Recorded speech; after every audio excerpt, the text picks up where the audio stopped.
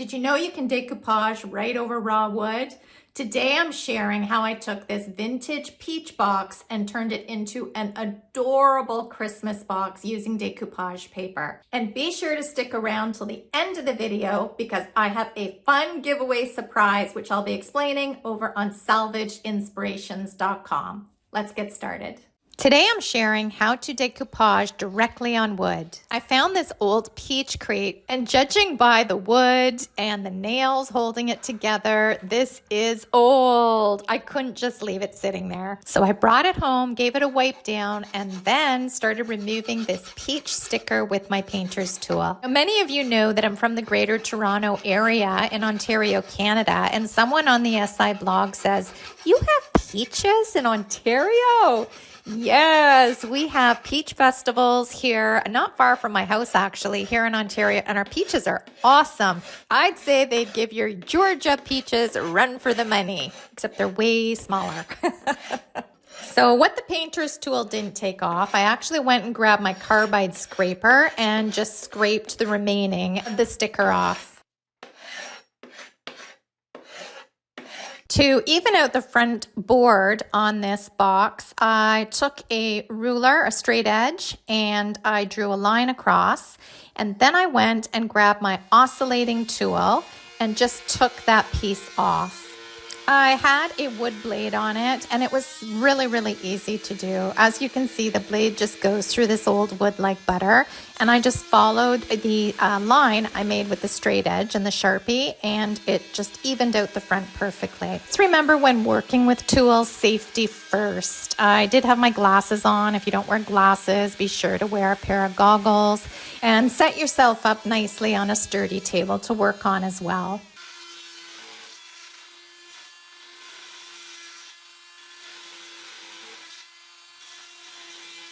Once the front was evened out, I just took my hammer and hammered in the nails, any of the nails that were protruding a little bit. I'm not looking for perfection on this project because I want it to have a really vintage Christmas look. Before starting on the decoupage and dressing this little box up, I made sure to clean up all the dust. Now for the fun part. I chose to decorate this box with this Holiday Holly decoupage rice paper. It includes 3 complimentary sheets per package that can be used individually or all together. To apply decoupage over raw wood or just a wood finish is exactly the same as you would do if you're applying it over a painted finish. The difference is what's underneath the decoupage paper is what's going to kind of show through the whiter or lighter areas on your design. So in this case, I wanted it raw wood because I want this box to look really old and vintage. I would like to keep the old vintage character of it, and that's why I did not paint it. Applying decoupage paper onto raw wood is super easy. So I took my first sheet and I started cutting off the white edges around the design. Then I opened up a jar of satin clear coat. Now in this case, I'm using Dixie Belle. However, you can use whatever clear coat you have on hand. It doesn't matter the brand. Using an inexpensive chip brush, I applied 1 coat to the back part of this box. And I like starting on the back with projects because then it kind of gives you a feel for how the rest of the project is going to go. So if you're going to muck anything up, actually I should speak for myself. If I'm going to muck anything up, I want it to be on the back side, and then I can learn from that and then move on to the rest of the project. So that's a quick tip for you. If ever you're trying something new or you're trying something that you're not 100% sure how it's going to look or how it's going to come out, start on the back of your project or an inconspicuous area, somewhere you can test the waters, and if you do make a little bit of a mistake, it's not really going to matter. So my sheet covered half the box. The way I wanted to place it was half the box. So I laid a coat of the clear coat on half the box. Then I laid down the decoupage paper and I just patted it down onto the wet clear coat, smoothing it out with my hand as much as possible.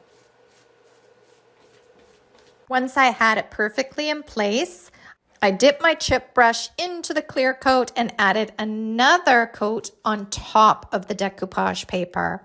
And that's as easy as it is. I mean, you can't get much simpler. You lay a coat of clear coat on your surface, you lay the paper on top of the wet clear coat, and then you add another coat of clear coat on top of the paper. So you have one underneath, lay down the paper, one coat on top, and you let it dry.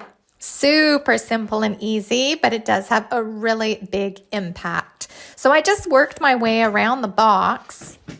I did the same for the other half on the back. I added a coat of clear coat.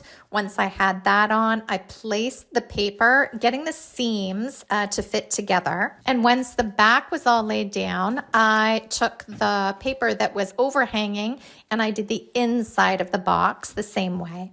To get a nice clean edge with this decoupage paper, there's two ways, and this is the first way I'm going to share. If there's a wet edge and you have like a crisp corner, it's easy enough just to wet the paper with the clear coat and then pull it, and you'll notice that it will cut perfectly straight. There's also another way to get a perfectly clean cut line after it's dried, which I'll be sharing in a minute. I worked my way around the entire box, doing the same technique, laying a coat of clear coat onto the wood, applying the paper, smoothing it out, and then applying another coat of clear coat on top of the paper. And I varied the design. I did the checkered design on each side. I did the poinsettia design on the back, and then this really pretty lighter Christmas design on the very front. And I saved this one for the front of the box because it was my favorite. I just think it's so pretty. I went ahead and did the exact same technique. I cut the white trim off the edges, applied a nice coat of clear coat on the raw wood,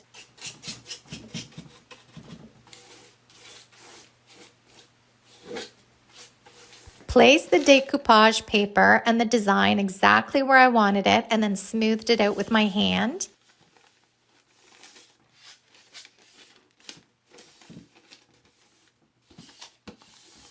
And then brushed on another coat of clear coat on top of the paper.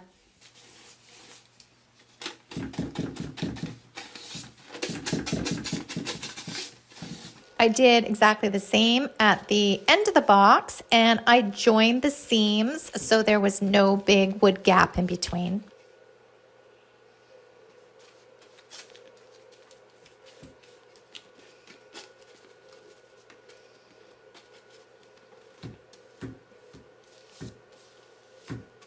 Once everything had dried, I did have some paper hanging over the edge. So all I did, and this is a great way to get a nice clean cut edge for your decoupage paper that is already dried, you just take a wood block, you wrap a piece of sandpaper around it, and you just sand that corner. And your decoupage paper will just cut perfectly.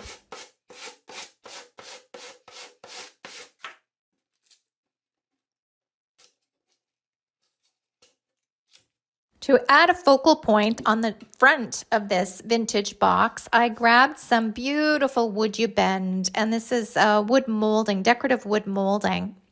I had a hard time deciding on whether I wanted to paint it green or red, but I ended up going with the sequoia red for a little pop of color. The Silk All-in-One mineral paint is just that. It has a primer included and a top coat as well. So I just took my brush, my round brush, and started dabbing on the paint to give this beautiful wood molding some color.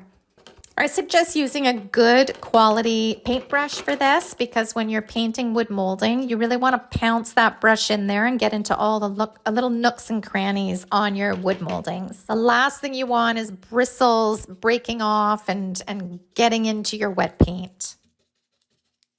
Once I had painted the wood molding, I went ahead and painted all the trim in the same red as well.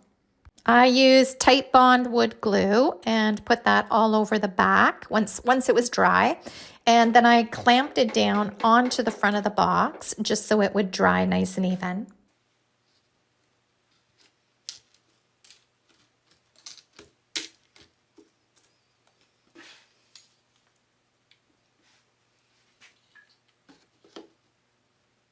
To finish this box off with a real antique look, I took some brown wax and a large brush, and I just dabbed at the wood molding to darken up that red, the sequoia red. And I also put some dark wax right onto the decoupage paper to give it an old aged look as well. Just as a reminder, here's the vintage box before. And here's the after, and it is so fun and festive, yet extremely old looking, which I love. I think it's a fun holiday look, and the wax really helped with antiquing it. This box is fun for Christmas decor, and it will also be a great box for me to store my Christmas bows in after Christmas. Would also make a great gift if you wanted to fill it with goodies for somebody as well. So I hope you enjoyed today's Christmas box makeover and it sparked some ideas and inspired you to try decoupage right over some wood. I have a fun giveaway over at Salvaged Inspirations. If you'd like to try some of this Christmas decoupage paper, Dixie Belle also has transfers and some other Christmas goodies. And we have a $200 giveaway credit at Dixie Belle for you over at salvagedinspirations.com. All you have to do is enter, and then you have 5 more chances to enter with my talented blogger friends that I've joined up with. So I'll be sure to leave the link down in the description or a comment box below. It's down there somewhere. And I hope you join in on the fun. Thank you so much for joining me today. Please leave a comment down below, like and subscribe here on YouTube if you haven't already. And you can also find me over at salvagedinspirations.com, where I have over 600 furniture painting tutorials and DIY projects for you to go check out. Until next time, have a fabulous day. Bye guys.